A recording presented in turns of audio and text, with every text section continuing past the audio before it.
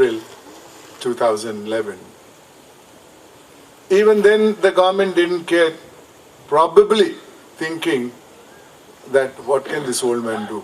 He's known only in some part of Maharashtra, is not known anywhere else. Very first day, the number of people who gathered in Jantar Mantar,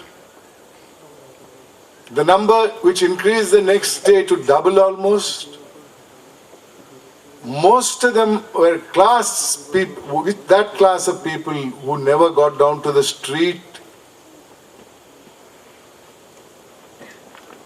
They were not brought in lorries and buses.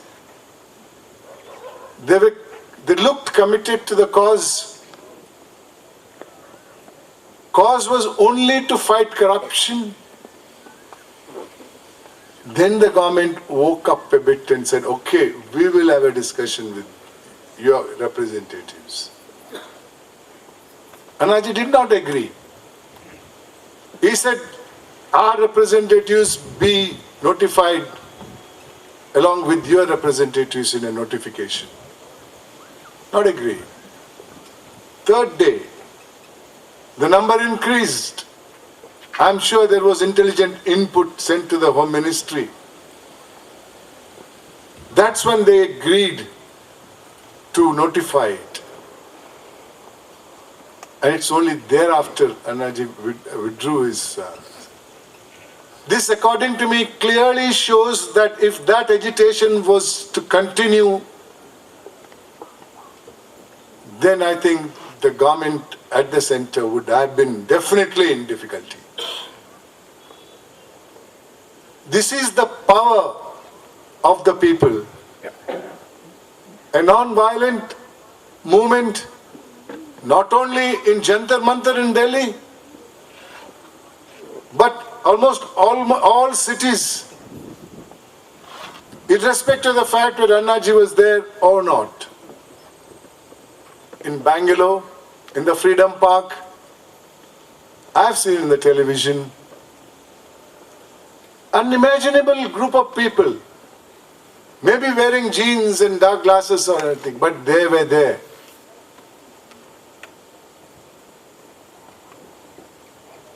I think Annaji knew that there was a fire in the heart of youth, middle class as such, and he was able to extract it and convert it into a power of the people. Question is, how long will this last? I hope it will last. It will last. It's not a flash in the pan. It will last.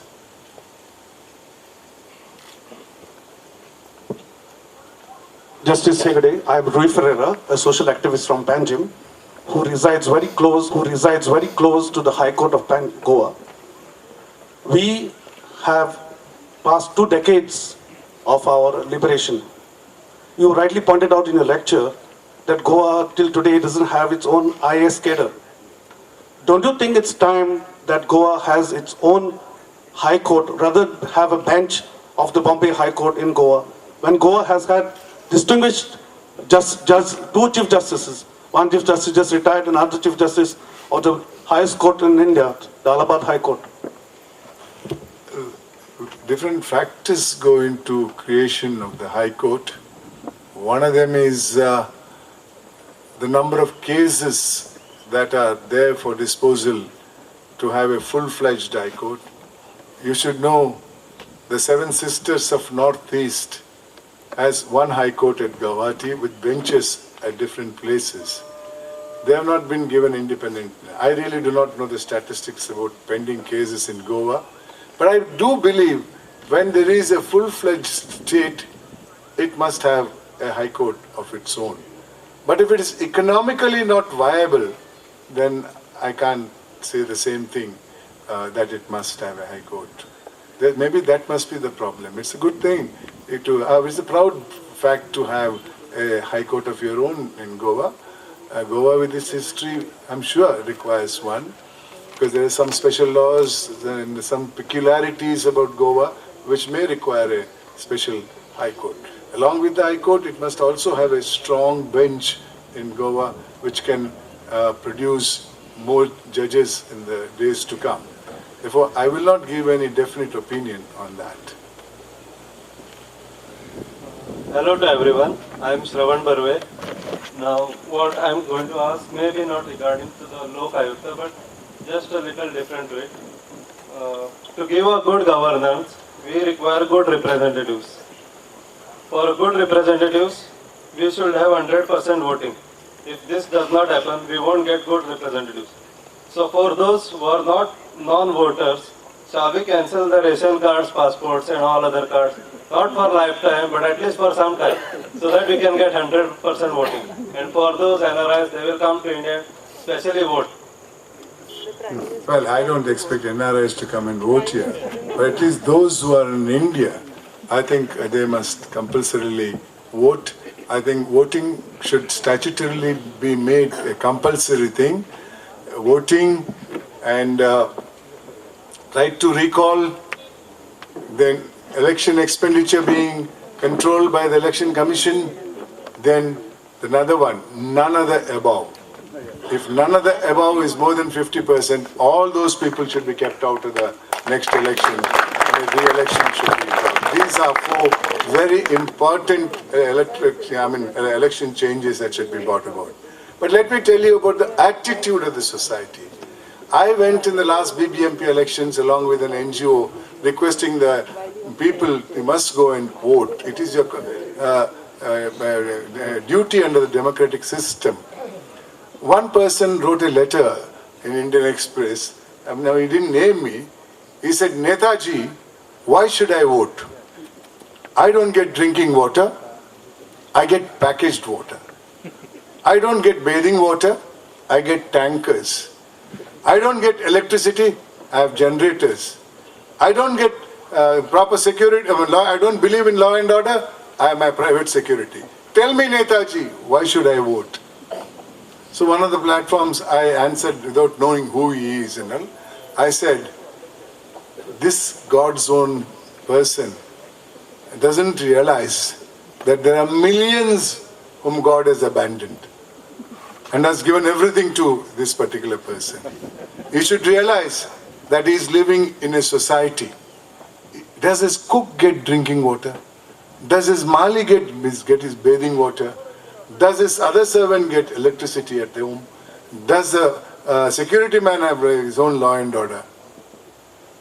This is an atrocity of the highest order. I have it. I don't care about anybody else.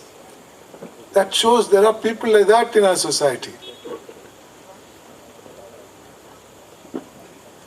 I'm Judith Almeida, a very common citizen of the state of Goa. Common means popular? No, very common. I mean, a simple, common, ordinary citizen. Okay, understood. Like me. I have a question which is going through my mind for the last many days, ever since I've been watching this movement, is what and how will it be guaranteed that we will get a good Lokayukta in Goa? And if we find the things are not going the way they should, can this be corrected? Certainly. Will you get a good Lokayukta as per your requirement? I'm not sure. But I'm sure there are enough Goanis who will fit into that bill and continue to hold office with dignity. I have no doubt about that and all. If by chance, if it turns out to be somebody bad, there is provision within the act for his removal.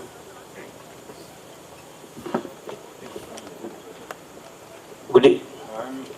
My name is Shanti, sir. Yeah. And my question to you is that you took us on a kind of a journey where you showed us that at the time of democracy until today, that corruption has been growing.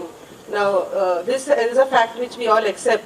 But what about communalism, which was there prior to independence and which has been growing today? My question being, is communalism more dangerous or is corruption more dangerous? Because when minorities are attacked, then no Anna Hazare goes on hunger strike and or on that kind of thing. Babri Masjid was a very big issue. A lot of things which have been happening to Christians have been a very big issue, and I'm asking you this with confidence because I heard you this morning, I've heard you this evening, and you have been very transparent. I'm looking forward to a really good answer from you because this is an issue which is a big trouble here in Goa. Communalism is on the rise, it is on the increase, and I don't know which is bigger, corruption or communalism. Well, I can never say that communalism is to be ignored or corruption should be ignored. Both should be looked at in the same as in the same line, and action should be taken against communalism in the same manner as you would deal with corruption. But that's a different aspect in the matter, in the sense today we are talking about corruption. You call a meeting on communalism, I am prepared to come and say what I want to say about communalism. Good evening, I am Mrs. Keshkamat from Nubeng, Goa. Hello, I am Dr. No, just 1 minute. Ladies first. You carry on, ma'am. Now, I would like to ask you whether this Lokpal bill has any specific aims for fighting out the terrorism. I don't mean terrorism in the sense the government says, because it is agreed at higher levels, and I've listened to many important discussions on the media wherein the experts have always agreed that the terrorism that is there is not just because of the Naxalites. It is because of the improper, unjust practices of the government. And on the contrary, what the government tries to do is quash their movement, kill hundreds of them, burn their huts, as is happening in Jetap. We all know what has happened recently in Japan, and the deadly effects of the nuclear explosions. Now, when the experts in the field of science, they can't guarantee about the 100% security of the nuclear plants, how can the Prime Minister just ask us to get rest assured, we get more research carried out and this done and that done. Now these are the peaceful people of Ratnagiri who are hand to mouth, living with their, for ages they have been living with their fisheries and this thing and all. And the government, Maharashtra government just goes there, kills a few of them, burns their huts. Now, does your movement have any specific objectives, any specific directives to fight this out? That is one point I would like to ask.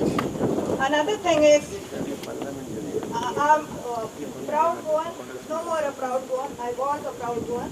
I'm ashamed to call myself a Goan. Because corruption is seen from morning to evening on through the night. It is very disturbing. I have voiced my opinion at so many public opinions. I have written to the Prime Minister, I have written to all levels in the ministry, but there is not one reply that is received, not even acknowledgement of the registered AD letters. You can believe that. Registered letters do have that acknowledgement back, but even that is sabotaged somewhere. Now under these conditions, how do we go about? I have been raising my voice against the destruction, environmental destruction of Goa that is going on. Goa is finished. We don't feel like staying here anymore.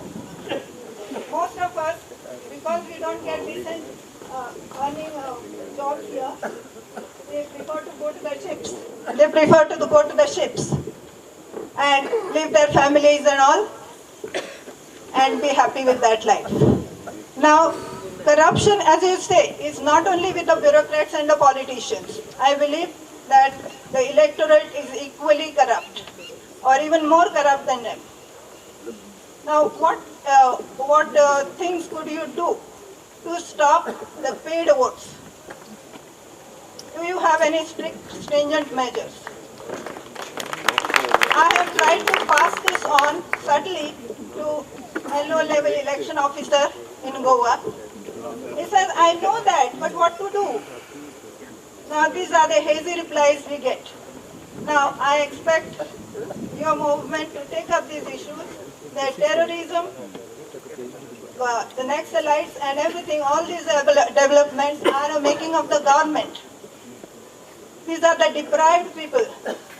The government admits, or the experts admit, that if the government needs 1,000 square meters for something, some so-called developmental plan, it acquires 5,000 square meters, just pushing aside pushing out some innocent locals. Please stick to the topic. Please stick to the topic. Now, I would like to ask whether there is any provision to punish the civil society members also for abating corruption. Madam, Because I think they are to be blamed.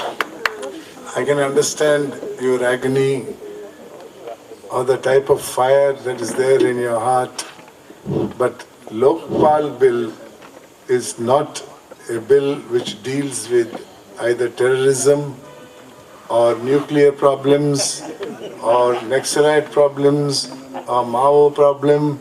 No. It is a bill which contemplates to fight corruption, about which you did make a reference in the thing. Corruption may be partly responsible for some of the problems you spoke, not the nuclear problem, but the problems like Naxalism, Maoism and other things, because the money meant for the poor in that area is being diverted and taken away, and people have to die of starvation and other things and all. In that area, this Lokpal bill could come to the aid of the people who are in suffering there. But I won't be able to talk anything much about Jaitapur or in regard to other incidents in the thing. I would rather right now confine my brief to a subject about which I know only. Thank you. Going back, I'm Dr. Joe D'Souza. Going back to what you have said, sir, is in the judicial system itself, the lawyers, the very good lawyers who are intelligent, their nexus with the industrialists and on the money bags. It is what happens is the poor man is unable to get services of most of these lawyers, some of these lawyers, because they charge huge amount of money, and they are always with the industrialists. So as a result, the common man, industrialist, and the judicial